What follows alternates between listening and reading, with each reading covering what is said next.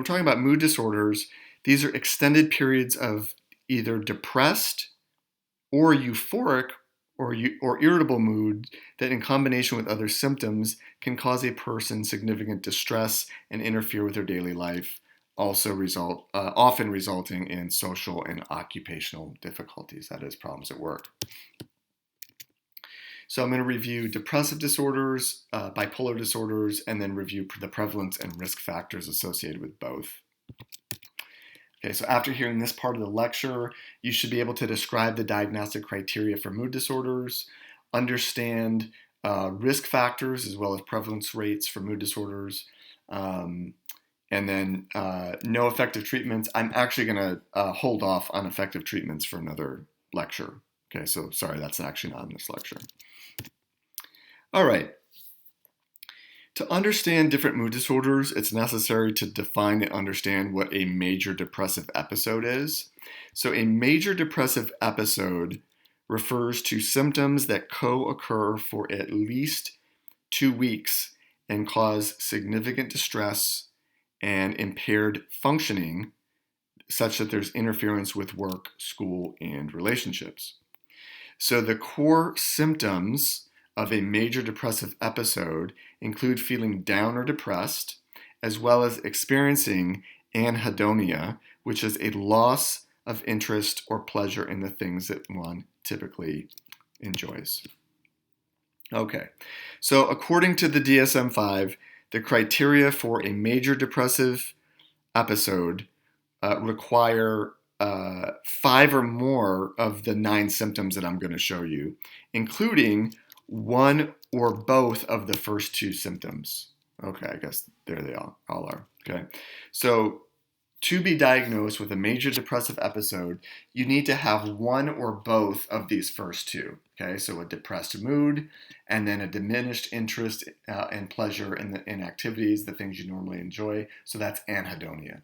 Okay, so you need at least one of these first 2, and then you need at least some of the following.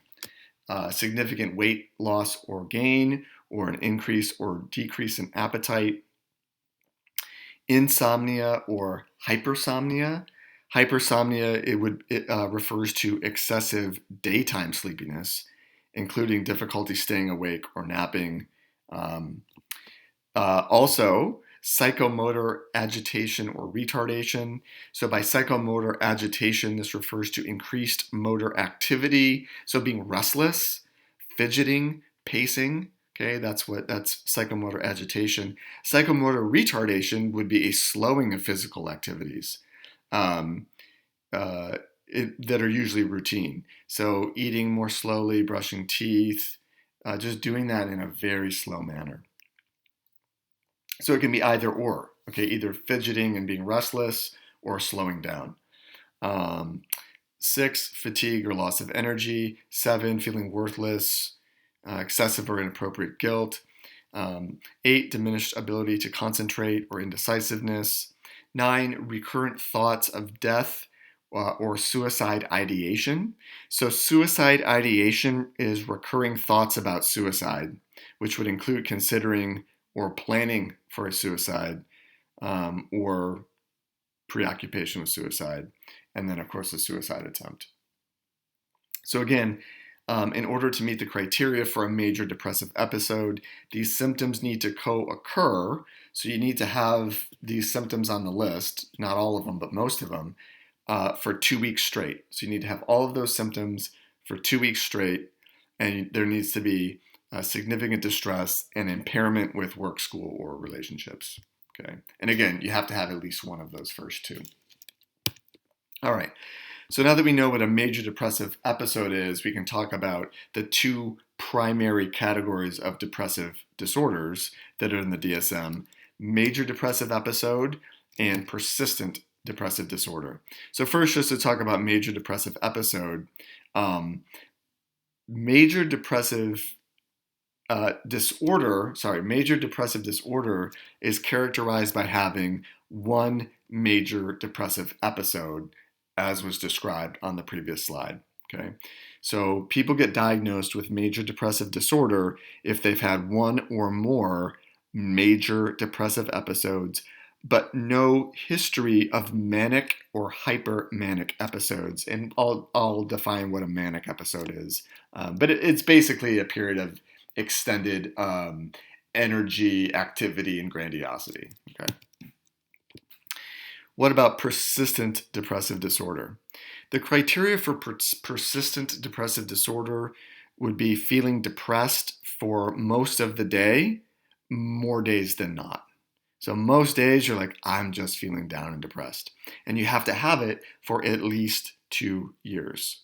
Okay. And then you have to have at least 2 of the symptoms on this list also to meet the criteria for PPD. So in addition to this 2-year period of time where you're like, most days I just feel pretty down and depressed, you also need to have at least 2 out of these 6. And there's a very strong overlap between the 6 symptoms here and then what we saw in the previous slide. So, and again, the symptoms of PPD need to cause significant distress and impairment. And it can't be due to the effect of a substance abuse or some other general medical condition. To meet the criteria, a person can't be without the symptoms for more than 2 months at a time. And indeed, because persistent depressive disorder has overlapping symptoms with a major depressive disorder, if somebody meets the criteria for a major depressive episode during PPD, the person will likely receive a diagnosis of both persistent depressive disorder as well as major depressive disorder at the same time. So at the same time that they're having this kind of persistent, as in long-term, long-lasting, persistent depressive disorder, they can also be having major depressive disorder like at the same time. How prevalent? Quite prevalent, unfortunately. So the lifetime prevalence rate for major depressive order is 16.6. So in other words, nearly 1 in 5 Americans will meet the criteria for major depressive disorder during their lifetime. The 12-month prevalence for PPD, which is the proportion of people that meet the criteria for the disorder during a 12-month period, is 0.5. Okay, so that PPD is less common, but major depressive disorder is really quite common, at least in the U.S. Depressive disorders usually start in the mid-20s. Risk factors really include being female. So unfortunately, women experience depressive disorders at 2 to 3 times higher the rates than men do. Other risk factors include low socioeconomic status as well as being European American. So it's more prevalent among European Americans than other races. In terms of recovery, generally, recovery can begin within 3 months for it's about 40%. So about 40% of people will start to recover within 3 months. And generally within 12 months, 80% of people, so most people, will recover within a year. Unfortunately, however, relapse is pretty high. So 40 to 50% of individuals who experience one major depressive episode experience a second one. And people who experience a major depressive episode, 5 to 10% will also experience a manic episode and will be diagnosed with bipolar, which I'll describe in just a little bit. In terms of comorbidities, it's also very common to have other co-occurring disorders. 59% of people that are diagnosed with major depressive disorder are also have an anxiety disorder. So 59%. So it's very common for anxiety and depression to go hand in hand. About 1/3 of people also have impulse control disorders, and 24% have a substance use disorder. So, my animation is messed up again, sorry. Okay, in terms of risk factors, so there's no single, there is a genetic and biological predisposition to developing depressive disorders, but again, no single gene has been identified. Instead, it's likely that there's several genetic variants that contribute to major depressive disorder. Again, we know this because um, depression is more likely to be found in families. It's more common among twins, things like that. So we know that there's a genetic basis. And we also know that there's a genetic um, basis, or there's a biological basis, because people with major depressive disorder show different brain activation patterns compared to healthy controls when viewing negative stimuli. Okay, so seeing pictures of angry faces or car accidents, participants with major depressive disorder have greater activation in their brains that are involved in brain regions that are associated with stress response. And they also have less activation in brain regions that are associated with positively motivated behavior. So there's definitely a biological basis for the way that people with major depressive disorders react to stimuli in the world. And that's important because there's many environmental features that are associated with depression. So, for instance, having stressful life events, so that could be significant relationship difficulties like divorce, economic instability like losing one's job, having early adversity in life, childhood abuse or neglect is associated with an increased risk of depression. I've also previously lectured on the difference between people's attributional styles for success or failure. Okay, so people with a pessimistic attributional style, or we could say that this is their general way of thinking, interpreting, and thinking about the world. Pessimists tend to make internal versus external attributions, and global versus specific, stable versus unstable attributions for negative events. So being a pessimist makes one vulnerable for developing a major depressive episode, because whenever anything negative happens, they attribute it to internal, global, and stable causes. Okay. All right, so the next category of mood disorders are bipolar disorders. And just like we understood depressive disorders by understanding depressive episodes, we're going to understand bipolar disorders by understanding manic or hypomanic episodes. So, the core criterion for a manic or hypomanic episode is a distinct period of abnormally and persistently high euphoric, expansive, or irritable mood, and persistently increased goal-directed activity or energy. Okay? So it's this energy. It's this manic energy towards doing projects, taking on tasks, trying to accomplish something that is either accompanied by euphoria, this elated, happy mood, or irritability.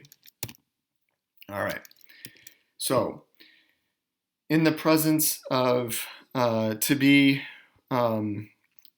categorized as a manic episode, this change in mood has to be present for 1 week or longer for it to be a manic episode, or 4 days or longer for it to be hypomania. And 3 of the symptoms on the list have to be present in the context of a euphoric mood, or at least 4 in the presence of an irritable mood. So this is what's kind of interesting about a manic episode, is that people can either be euphoric or they can be grumpy. Okay, but the key feature is this goal-directed activity. So there's a change in mood that is accompanied by this goal-directed activity. Okay, so symptoms to look for would be increased feelings of self-esteem or grandiosity. So when we're talking about grandiosity, it's this exaggerated sense of self-importance or self-worth, like believing that one has special powers or superior abilities. Okay. Again, then goal-directed activity, also having these psychomotor agitations, so being restless, pacing around, fidgeting, increased talkativeness, increased risky behavior, a decreased need for sleep, racing thoughts or flighty ideas, and then distractibility. Okay, this is a link right here. You can check it out. So this is a teaching video that was developed to train people to be clinicians. And so it's just two actors. One is playing the role of a therapist or a clinician. Another one is playing the role of a patient who is demonstrating a manic episode. Okay, right. So mania, these symptoms must be present for 1 week unless the person's hospitalized. Hypomania, 4 to 5 days. Okay, so now that we know what a manic episode is, there's 3 different bipolar disorders that I'll review. So bipolar 1, there's and these are all described in the DSM, but bipolar 1, there's a single manic episode and with no depressive episode required. So basically with bipolar 1, you've had somebody that has, for that about a week of time, this very intense either euphoria or irritability accompanied by grandiosity, goal-directed activity, fidgeting, restlessness, they're not sleeping. Okay, people get these wild ideas in their brain about all these things that they're going to do. Okay, they're going to start a new company. They're going to build something in their backyard, like whatever it is, that is accompanied by either euphoric or an irritable mood. Bipolar 2 would be characterized by a single or recurrent hypomanic episodes, so not quite as long-lasting as a manic episode, as well as depressive disorder. And so this is, I think, what most people commonly know as bipolar, because you can think of kind of like 2 ends, 2 poles. Okay, on the one hand, people get very depressed. On the other hand, they get very manic and often euphoric. Okay, so that's bipolar 2. With bipolar 1, you don't need to have that depressive episode. Okay, and then the third disorder is cyclothymic disorder. So this is characterized by numerous and alternating periods of hypomania and depression that lasts for 2 years. So to qualify for cyclothymic disorder, the periods of depression don't meet the full diagnostic criteria for a major depressive episode. Okay, so you can think about it, it's not as severe as a major depressive episode, but there's depression. The person must experience symptoms at least half the time with no more than 2 consecutive symptom-free months. Okay, and then of course the symptoms must also cause distress or impairment. So generally, cyclothymic disorder is less severe, and you can think about it as having these ups and downs. Okay, so feeling happier, feeling like, oh, okay, I can get my stuff done, a goal-directed activity, I'm feeling happy, I'm feeling euphoric, but then sliding into depression, and then coming back up and coming back down and coming back up. So the ups don't qualify for a manic episode, and the downs don't qualify as a major depressive episode. But there's clearly ups and downs that are resembling those major either manic episodes or depressive disorders, but they don't meet the full criteria. But clearly this person is cycling back and forth between up and downs. Okay. What's the prevalence? Less common than depression. Okay, so the lifetime prevalence rate of bipolar disorder in the U.S. is estimated at approximately 4.4%, with bipolar 1 is about 1% of this rate. In terms of comorbidities, 65% of people with bipolar disorder have at least one additional disorder, most commonly anxiety and substance use disorders. Risk factors is that unlike depression, there's not a significant relationship to race, ethnicity, gender, or socioeconomic status.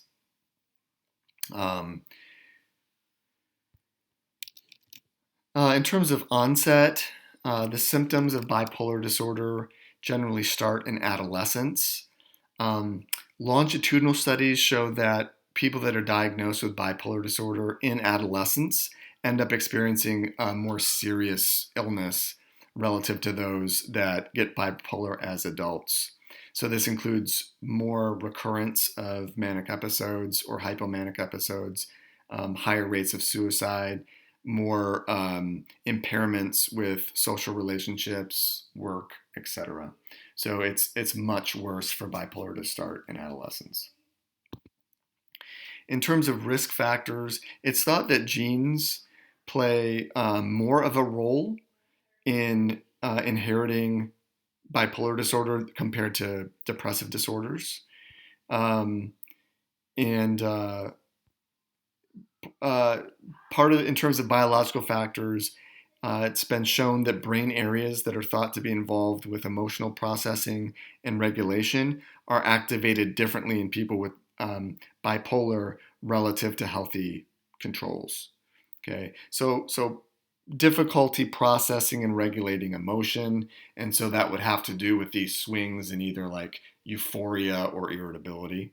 But this has been difficult to study due to small sample sizes, and as well as people being in different stages of the illness. So anyway, it's tough to study, but it's thought that there's a strong genetic as well as biological reason why people have bipolar. In terms of environmental reasons why people can develop bipolar, research has shown that environmental stressors, particularly severe stressors like loss of a significant relationship, can adversely impact the course of bipolar disorder. Okay, so while people have potentially already have a predisposition for bipolar, whether or not they end up developing a manic episode or going into a major depressive episode, as with bipolar 2, different relationship issues can affect the course of the illness. Interestingly, positive life events can also adversely impact bipolar disorder. You can think about that as positive reinforcement. So when people have manic episodes and start engaging in this goal-directed activity, is, I'm going to quit work and I'm going to go back to school, or I'm going to start my own company, or I'm going to build this in the backyard. If something good comes out of it, that manic activity is reinforced, and so that can be an adverse impact when actually good things happen because people are reinforced for that those behaviors. And then finally, there's something called social Zeitgeber theory. I'm probably not pronouncing that great, but Zeitgeber is German for time giver. And so social Zeitgebers are environmental cues, such as meal times and interactions with other people, that basically keep our biological rhythms regular. Okay, so we have a regular sleep-wake cycle as a for example. So according to this theory, there's stressors that disrupt sleep or that disrupt daily routines, and this can trigger episode relapses. So studies have shown that life events that involve a disruption to sleep and daily routine, such as overnight travel, traveling for work or business trip, can increase bipolar symptoms in people with bipolar disorder. Okay, so I also want to talk about the importance of sleep because of the link to depression. Studies show that not getting enough sleep can increase feelings of depression, and by not enough, we mean less than 6 hours of sleep puts people at risk for depression. And then depression increases the risk for decreased sleep, ironically. So there's like this negatively reinforcing cycle, is that lack of sleep can lead to depression, but then people that are depressed end up sleeping less. Okay. So a lack of sleep on a repeated basis is a precursor for major depression. Sleep deprivation, we know, of course, it's a very real concern, especially for college students. So please be on the lookout for this, as this is a precursor to depression as well as other mood disorders.